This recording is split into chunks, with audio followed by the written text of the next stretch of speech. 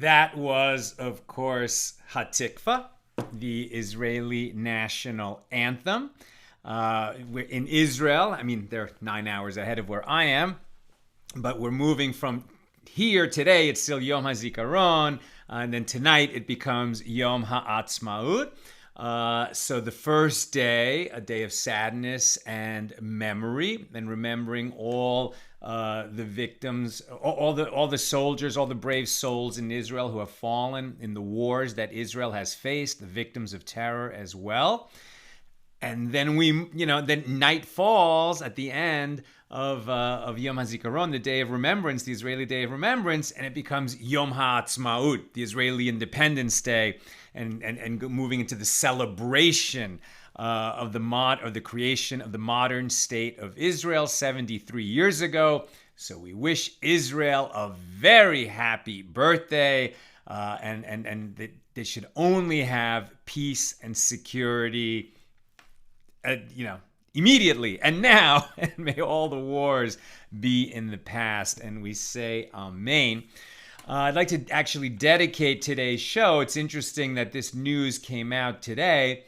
So here, where it's still Yom HaZikaron and remembering victims of terror, that in Paris, I guess there was a final ruling on the prosecution of this person who murdered a Jewish woman in her 60s, an Orthodox Jewish woman in her 60s named Sarah Halimi. Really, all she did was be Jewish, and she was murdered by a young man who shouted, God is great in Arabic, and then beat her to death in her apartment and threw her off the balcony into the street. And this man is not going to be prosecuted. It's not that he's found not guilty by reason of insanity, because he was smoking so much marijuana that according to the French court, he's not responsible for his actions, but that there's not even going to be a trial. That some, French medical professional reported to some court, this guy was so stoned that, I guess he couldn't help it, had to beat that Jewish woman to death. And so there won't even be a trial. Thank God he is confined to a psychiatric hospital. But, as soon as his doctors deem that he's no longer a threat to society, so then he can go free and will never face consequences for murdering this woman by beating her to death. This is crazy. I don't usually, use this platform to talk about politics in any form or that kind of injustice. But we're not going to just stand silent by when not only is a Jew murdered, but the legal system of France gives countenance. Even the president of France said, well, maybe the result will be not guilty by reason of insanity, this drug-induced insanity, but there should be a trial. But he was overruled by the French court. I don't know what else to say about that, except that we can pray that this world will rise and have better systems of justice than are being evidenced here. And we dedicate our learning today to the memory of Sarah Halimi, who died so tragically a few years ago in Paris. Okay, let's shift gears. Who is with us tonight as we do some learning here on the cusp of Yom HaZikaron, moving into Yom HaAtzmaut, according to our time zone here in LA.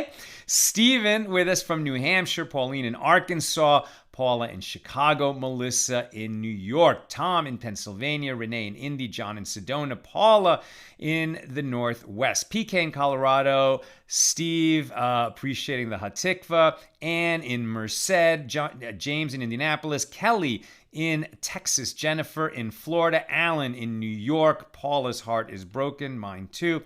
Patrice says shalom, Sharon with us from New Jersey, and Paula reminds us, there has to be darkness so that light can emerge. I mean, it's true. It's true. In this world, there's always going to be both until Mashiach comes. Lucy in Minnesota And Renee says, I'm Yisrael. Hi, the nation of Israel lives. Gail with us from Virginia. Randy in Florida. Michael in Scranton. And John reminding me, don't forget to light up the darkness. Thank you, John. You know me better than I know myself. Very good. And Sandy in Tennessee. Over there on the YouTube side. Gigi in British Columbia, Lynn in North Texas, and Kevin seems to agree with me that the French court system got it wrong. All right, so as we let us truly light up the darkness, we can learn some Torah in Sarah's honor. Perhaps that will give her, some bit of joy in the world of souls where she resides now, and even some merit will accrue to her. Okay, so where are we? We're in Tractate Yoma, the 6th volume of the Talmud. We're working our way through the laws of Yom Kippur. Tractate Yoma is all about Yom Kippur. And it's the biblical Yom Kippur. So not Yom Kippur as we observe it. The fast was always with us, but really the high point, the main feature of Yom Kippur as it was observed for the first 1,200 years of Jewish history, after the Torah was given, was an elaborate ritual of sacrifices, and mostly a ritual performed by the Kohen Gadol, the high priest, with the support of the nation and particularly the other priests who were helping him. It was a very elaborate ritual that he had to perform on that day, and he had to prepare for it starting a week before Yom Kippur, and that's where this tractate begins. Our first Mishna here in chapter 1 is all about the idea that the priest was sequestered for 7 days prior to the duties he would have to perform on Yom Kippur, on the day of Yom Kippur. Now we're in the Gemaras, the commentary on that Mishnah, and we are today on Daf Gimel, page 3, here in Tractate Yoma. So we're continuing to derive, the rabbis are testing, well, why is it that the high priest is sequestered for 7 days before Yom Kippur? Why aren't priests sequestered for 7 days before other obligations that priests have? And so far they've derived that this obligation to sequester for 7 days was actually originally a law, and a halacha given LeMoshe Misinai, given to Moses at Sinai, meaning one of the original oral laws, right? It was not actually written in the Torah, it was given to Moses. Most of the oral laws are actually derived by the rabbis from the written Torah, but a few were actually given right at the beginning orally, and they form sort of the nucleus, a small set of laws, very small, that was given directly to Moses at Sinai. The rest are derived through very set principles of derivation that the sages employed, but they weren't actually articulated by God to Moses. This was one of them. Nevertheless, the sages are looking for a source within the written Torah that sort of backs, as if God needed a backup or God needed a source. But anytime something is contained within the oral law, it does have to be grounded in the written law somewhere. So even though that particular law may not be, articulated, the justification for it will be found somewhere in the written law. And so what the sages have done so far is they connected this 7 days of sequestering the high priest before Yom Kippur to the 7 days that Aaron and his sons were sequestered in the tabernacle prior to the inauguration of the tabernacle and their inauguration as priests, the first time they were anointed to serve in the tabernacle when the children of Israel were in the wilderness. They also will derive that there's only one other sequestration like this, that when a red heifer is brought, this only happened 9 times in our history, when there was a pure red heifer that was found, that was kept away from work and kept in a state of purity. Eventually it would be slaughtered, burned, and then its ashes would be collected and stored. And from time to time, some of those ashes would be brought out, mixed with with pure water, and it would become the waters of purification that would need to be sprinkled on a person who had come into contact with a dead body, a dead human body, like if they were burying a body, before they could enter the temple. They had to go through a 7-day period of purification, which included sprinkling by these waters of purification on the 3rd and 7th days, etc. But the point is that the red heifer, the ritual of the red heifer, when it was slaughtered, burned, etc., that had to be done by a priest in an absolutely pure state, and he would be sequestered for 7 days prior to the ritual of the red heifer. Again, that only happened 9 times in our history. Then the sages ask, well, maybe, since it talks about that with respect to Yom Kippur and the original Yom Kippur and the inauguration, that there were offerings of atonement, so maybe all priests should be sequestered for 7 days before they're bringing any kind of offering of atonement, meaning a sin offering.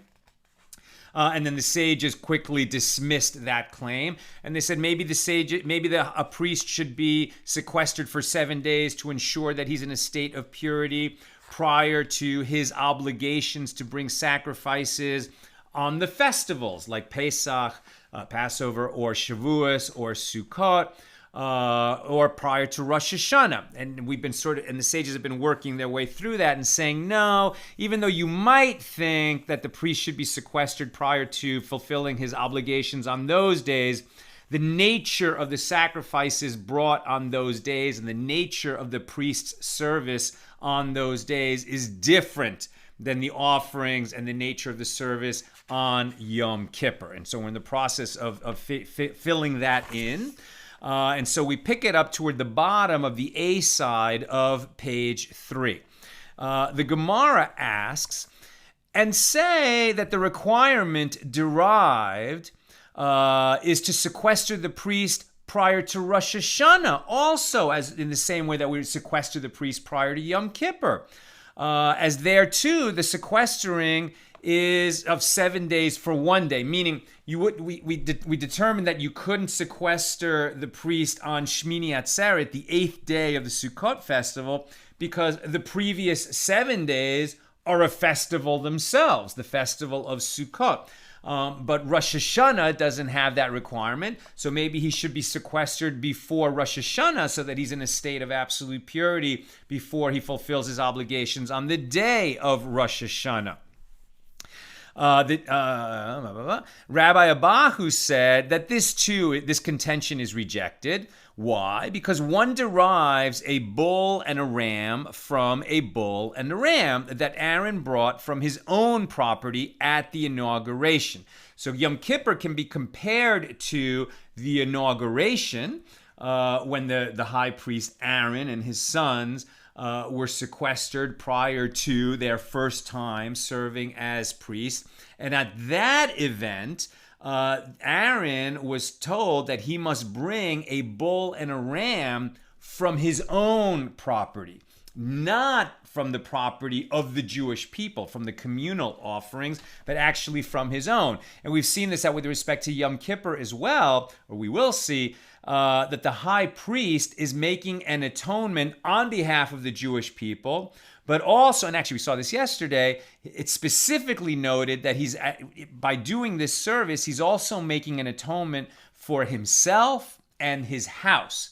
Okay, does the house that he lives in need an atonement? No. And so the sages derive that when it talks about the priest's house, this is a sort of refined way of saying it's his wife, but it's not going to, say out loud like his wife needs an atonement, but it's saying that it's an atonement for his wife, and therefore the high priest must be married. He cannot be a bachelor and be the high priest and perform the obligations of Yom Kippur. So, with regard to the inauguration, the original time that the high priest served, it also said that he must bring a bull and a ram from his own flock, from his own herd or his own flock.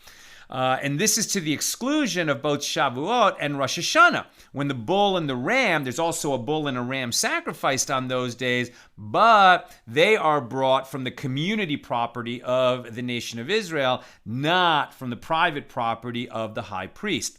The Gemara asks, this works out well according to the one who said that every time the Torah utilizes the phrase, take you, kach lecha means take you, in the same way that lech lecha, which is the original order given by God to Abraham, lech lecha, go you, or get you gone, right? Get you going. Here, kach lecha is take you, right? Take from yourself. And it means to take from your own property. And similarly, when the Torah states, make you, aseh lecha, make you, make from yourself, it means from your own property. However, according to the one who said that when this Torah states these phrases, take you, or take from yourself, or make you, or make from yourself, that it actually doesn't mean take from your own or make from your own property. That also means take from the communal property. So according to the one who interprets those words in that way, what is there to say? And it was taught in a Baraisa that when the Torah states, take you, kach lecha, it means from your own property. And when it states make you, aseh lecha, it means from your own property. However, when the Torah states, and they will bring to you, it means from the community property. This is the statement of Rabbi Yoshai. Rabbi Yonasan says that both when the Torah states, take you, and when the Torah states, and they will bring to you, both of these times, in both of these instances, the Torah means take it from the community property. And for what purpose then does the verse state take you, which seems to mean from your own property? It should be understood, according to Rabbi Yonasan, as it were, that God said to Moses, I desire that it come from your property more than I desire it from theirs. Therefore, the taking was attributed to Moses, even though it was actually from community property. That's according to Rabbi Yonasan, but it seems that the majority are going to be following after Rabbi Yoshai. Abba Hanan said in the name of Rabbi Elazar that one verse says, and make you, right, make for yourself, an ark of wood. This is Deuteronomy 10:1, indicating that it should be from your own property. And one verse says on the same subject, and they shall make an ark of acacia wood, at Exodus 25:10, meaning from the Jewish people. How can this contradiction be resolved? Here, the verse is referring to a time when the Jewish people performed the will of God, and they are credited with building the Ark of the Covenant. And there, it is referring to a time when the Jewish people do not perform the will of God. They've lost God's favor, as it were. We've lost God's favor due to our sins, and thus the construction of the Ark, rather than being attributed to the Jewish people as a whole, because we were all there in the wilderness, and it was like we made an ark, but when we've lost God's favor, then the Torah refers to the ark as something that Moses made, right? He gets the credit for making the ark. So according to that opinion, there is no difference between the offerings of Yom Kippur and other offerings.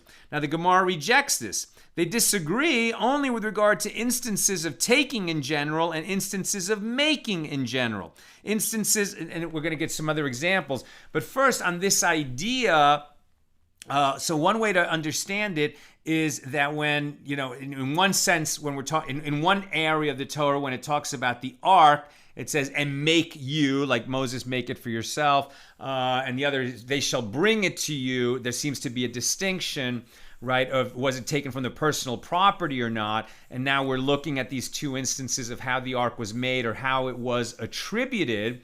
Now, the Art Scroll has a very interesting note on this subject that is not here in the Koran, and I'm going to read that to you, and it says here, i.e., was Moses supposed to provide the wood for the ark, right? Was Moses taking from his own property the wood that was going to be used to make the ark? Or was this a communal responsibility?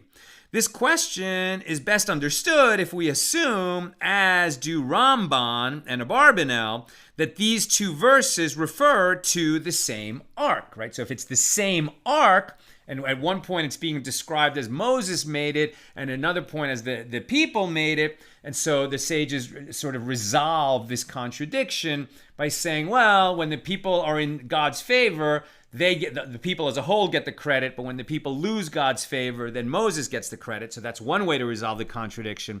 But a different way to resolve the contradiction is that there were two arks. Now, we saw this at the end of Tractate Shekalim. There was this idea that one ark held the intact second set of tablets of the Ten Commandments, and that was stored in the Holy of Holies, within the tabernacle and eventually within the temple.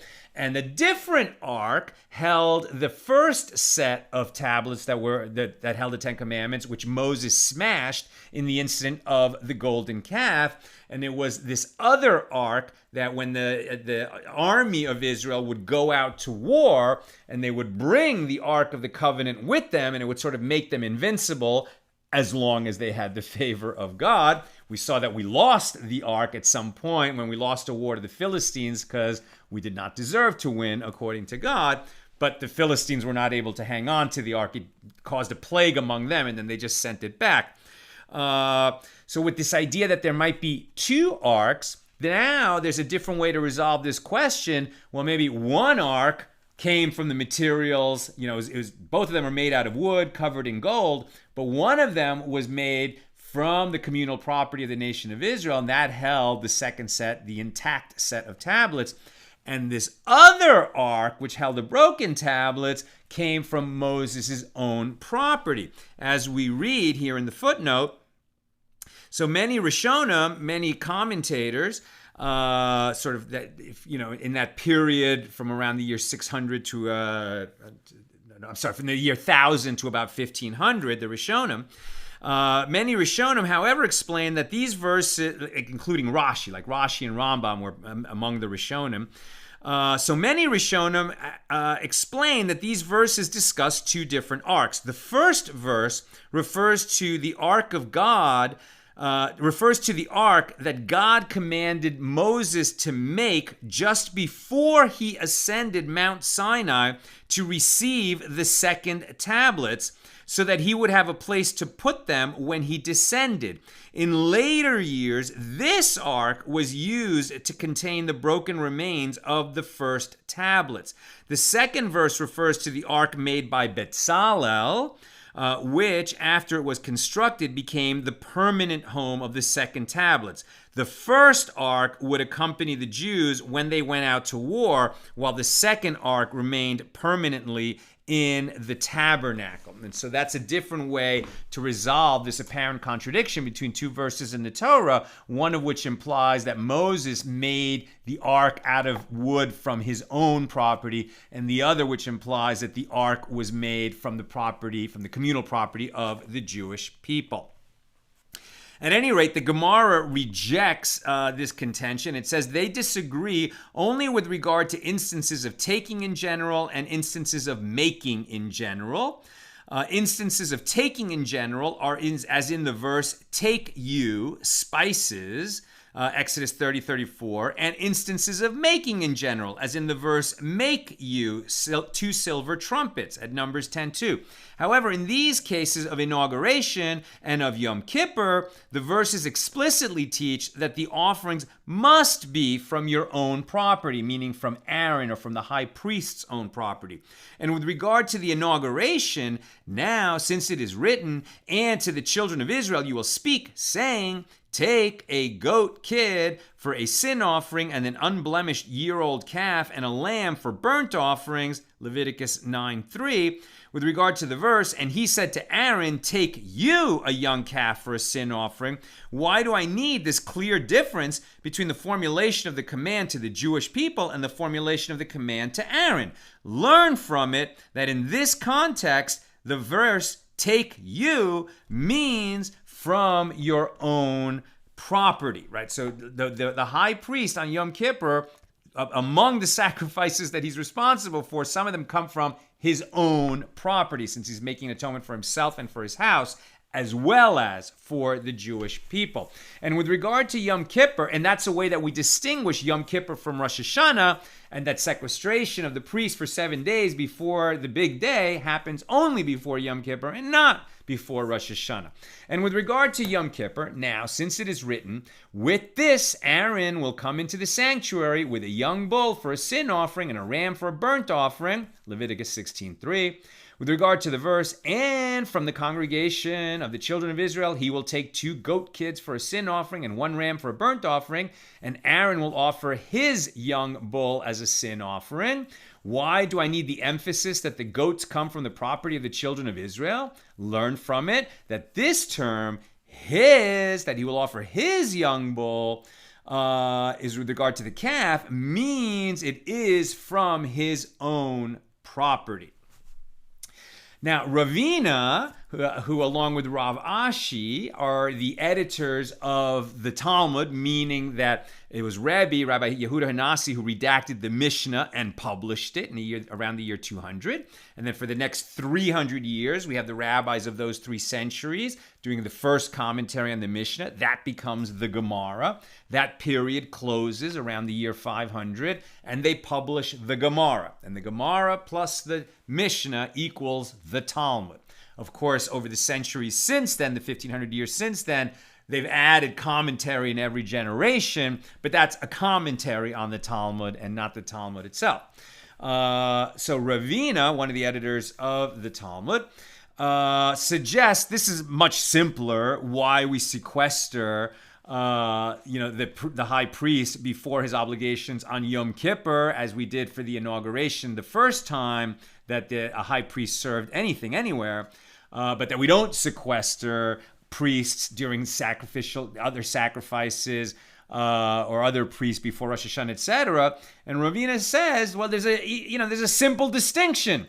One derives a matter that is restricted to the service performed by the Kohen Gadol, the high priest himself, on Yom Kippur, from a matter that is restricted to the service performed by the high priest, the inauguration, which was performed by Aaron, the high priest, and to the exclusion of all the difficulties raised from the beginning of the discussion. As on the other potential days, these other festivals that we were saying perhaps the priest should be sequestered before Passover, Shavuos, or Sukkot, or before Rosh Hashanah, in all those situations, it's not there are obligations of the priests, but not necessarily of the high priest. It's the high priest who really gets singled out on Yom Kippur, as he was at the original inauguration. And some say that Ravina said, one derives a matter that is an initial service from an initial service to the exclusion of all these that are not initial services.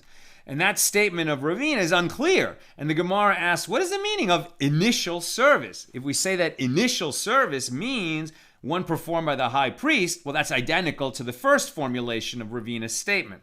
Rather, it may be understood as follows. One derives the initial service performed in the place, the Holy of Holies, on Yom Kippur, from the initial service performed in the place, the tabernacle, on the 8th day of inauguration. In other words, it was only the first time, the inauguration of the tabernacle, where the high priest, Aaron, entered the Holy of Holies.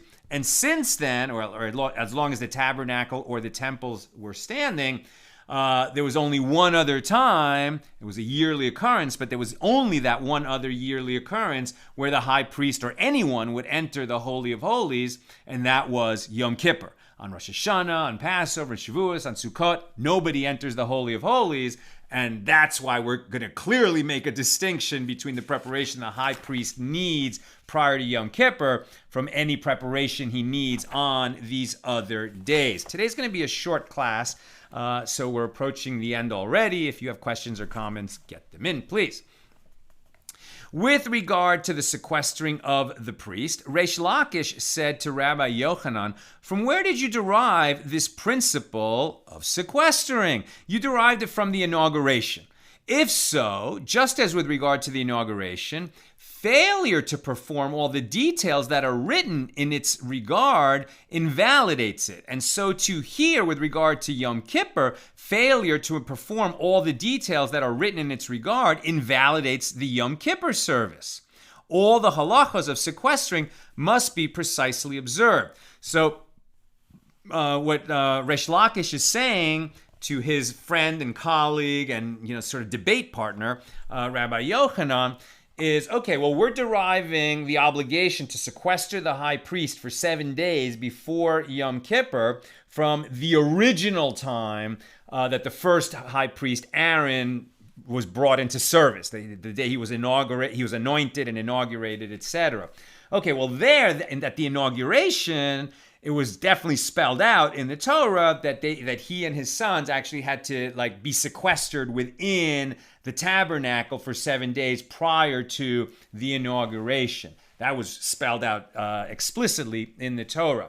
So what Resh Lakish is saying, and since we're deriving this obligation to sequester the priest before Yom Kippur from the obligation to sequester the priest before the inauguration, well, if they hadn't sequestered the priest, if he broke his quarantine, as it were, before the inauguration would not have been valid.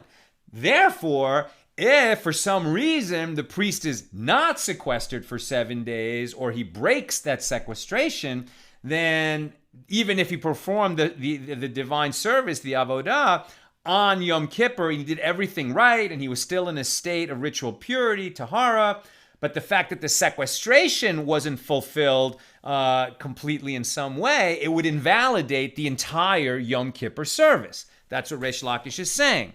Is that right? And if you say, indeed, that is so. But, says Resh Lakish, it's like a setup for his argument. And then if you said to him, okay, you're right. If the sequestration isn't done properly, then the Yom Kippur service isn't going to count. And then he says, aha, right?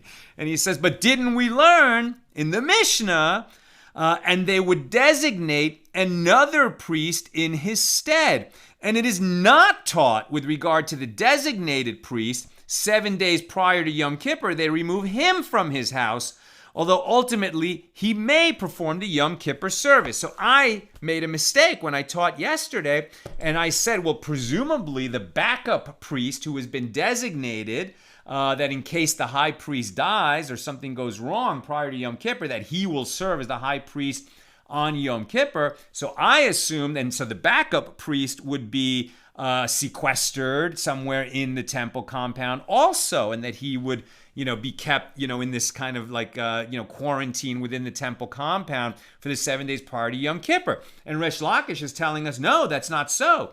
With regard to this backup priest, he's designated. They've chosen the priest who will serve in case something happens to the high priest before Yom Kippur. But this backup priest, he doesn't get sequestered.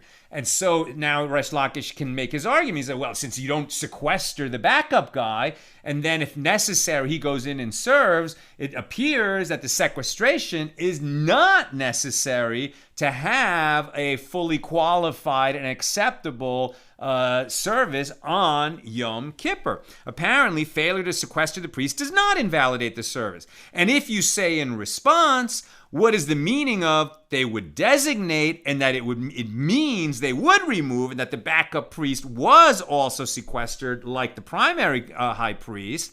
That is implausible, according to Resh Lakish. Were that so, then the Mishnah should teach either with regard to both this high priest and the designated replacement, they would designate, or with regard to both the high priest and the backup, they would remove, they would sequester, they would remove him from his house and put him in this room in the Holy Temple. But since one is described, the high priest is described as they remove him from his house and sequester him in the temple, and the other, he's designated as the backup high priest, it's not teaching that the designated high priest gets sequestered.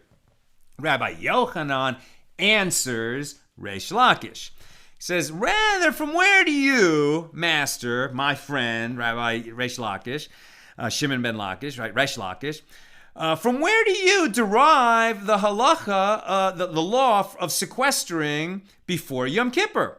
And Reish Lakish said to him, I derive it from Sinai, as it is written, and the glory of the Lord abode upon Mount Sinai, and the cloud covered him, Vaikasehu, 6 days, and he called to Moses on the 7th day from the midst of the cloud. That's Exodus 24:16. This masculine suffix, hu, in Vaikasehu, can be interpreted either as him, referring to Moses, or as it, referring to the mountain. Now, since it states, and he called to Moses on the 7th day, what is derived from the previous explicit mention of 6 days? These 6 days are mentioned as a paradigm from which a general principle is derived that anyone who enters the camp of the divine presence, meaning the site of the revelation at Mount Sinai, or the place where the divine presence rests, meaning the Holy of Holies, the place that the high priest enters on Yom Kippur, prior to having this planned encounter with the Shekhinah, with the divine presence, either at Mount Sinai with Moses or on Yom Kippur with the high priest, it requires sequestering for 6 days of sanctification. So far we've been assuming that the reason the priest is sequestered for 7 days prior to Yom Kippur is to ensure that he's in a state of ritual purity, because every priest has to be in a state of ritual purity in order to perform the service. Now we're getting a different theory for why he has to be sequestered, not to ensure that he's in a state of ritual purity, but rather that he is somehow spiritually prepared for that encounter with the divine, that encounter with our Maker. And the Gemara asks, but wait a minute, you're talking about 6 days. Wasn't it 7, not 6 days of sequestering that we learned in our Mishna? And Reish Lakish answered, well, the Mishna requires sequestering for 7 days. This is the opinion of Rabbi Yehuda ben Betera, who is concerned about the ritual impurity of the priest's home. Meaning, just in case the high priest and his wife made a mistake and he came into contact with a woman who either was having her menses. They wouldn't make that mistake. They know when she's having her menses. But if she, had an unexpected bleeding, and he came into contact with that, then he would need 7 days of remaining pure before he would be prepared to do the divine service. And so that's why they changed it from 6 days to 7 days. But the 6 days are not so much about purity before bringing sacrifices as preparation to encounter the divine. That's where we're going to leave it off today. This conversation is scheduled to continue tomorrow. Let us check your comments and questions.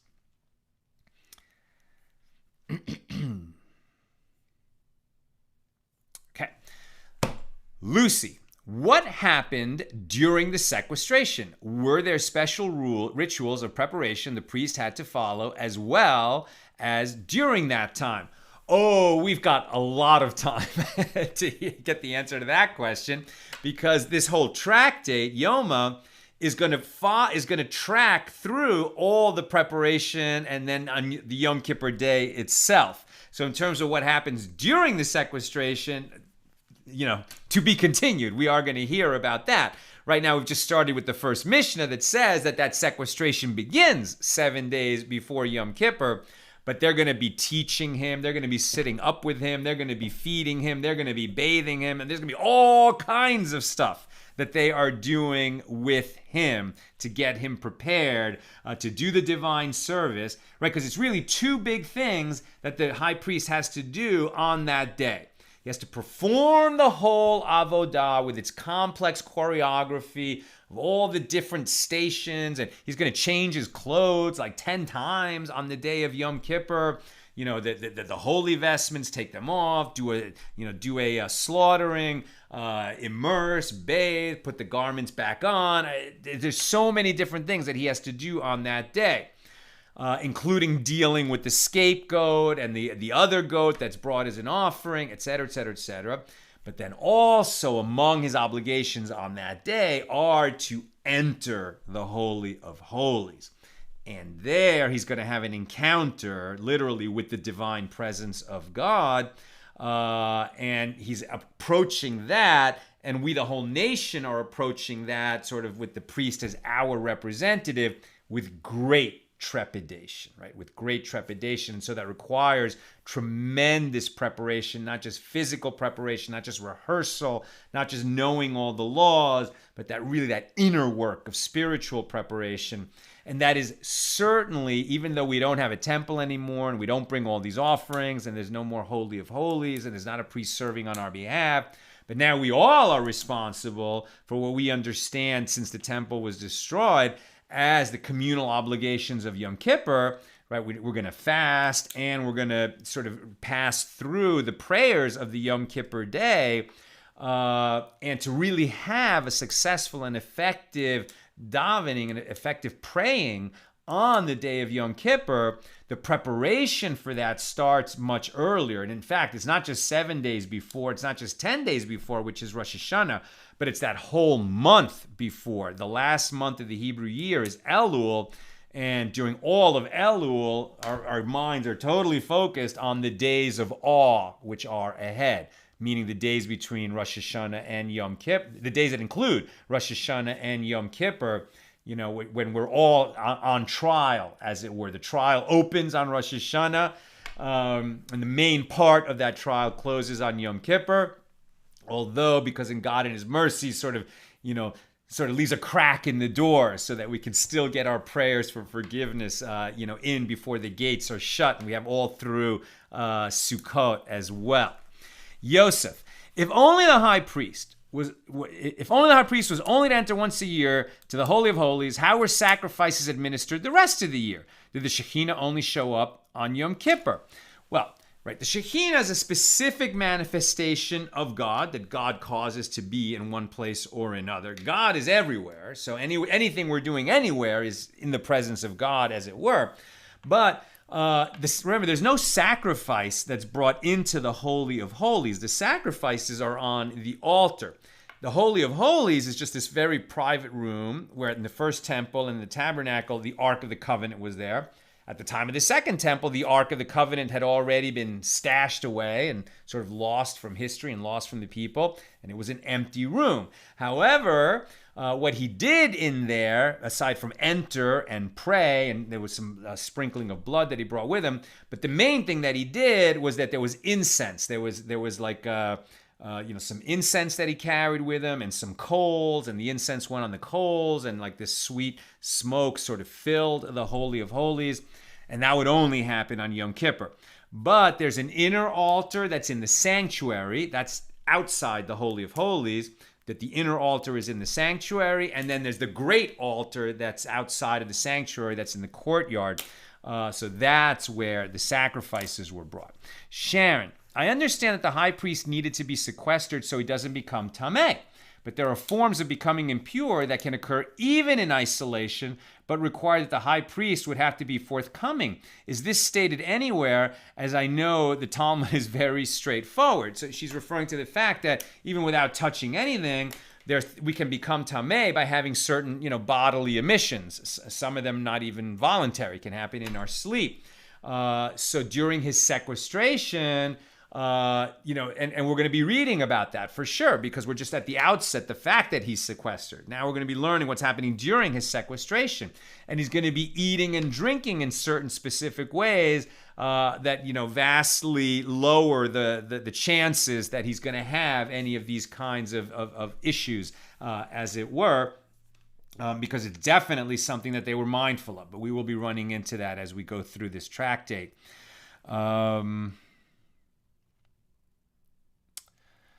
Okay, so we'll just finish with this off-topic question from Caroline. It's off-topic, but it's not so untimely. We're talking about the high priest, and Caroline asks, how do you think Aaron felt about his two sons that disobeyed? Will their souls have another chance to ever be forgiven and be close to God? Right. So it's unclear. So we're talking about Nadav and Avihu, the younger sons of, I think they were the younger sons. Maybe they were the older sons. But anyway, Aaron had 4 sons and 2 of them died. And they died in this incredibly tragic way. Like as soon as there was that inauguration, they went through all the beauty and the joy of inaugurating the tabernacle, and the people were wow, and it was an incredibly holy moment. And then, just so quickly, so shortly thereafter, Nadav and Avihu, the Torah says, brought a strange fire on the altar, presumably the incense altar, and a fire came from the Lord and consumed them. And our sages teach that it wasn't like they were shriveled up, like God forbid, bodies burned in a house fire or something like that. It was some kind of like a fire that kind of went in their nostrils and took their souls, right? So their bodies just collapsed, seemingly like nothing, like you couldn't tell what happened to them, but they died. They definitely died. And it said that Aaron was silent, right? We don't know what his response was. But I mean, he's a father grieving his son with the terrible responsibility of serving as the high priest, who's not allowed to, accompany a dead body, although there's exceptions for immediate family members. But there's a lot of different interpretations of what happened to Nadav and Avihu. Like, were they just, rebellious and just crazy teenagers having fun?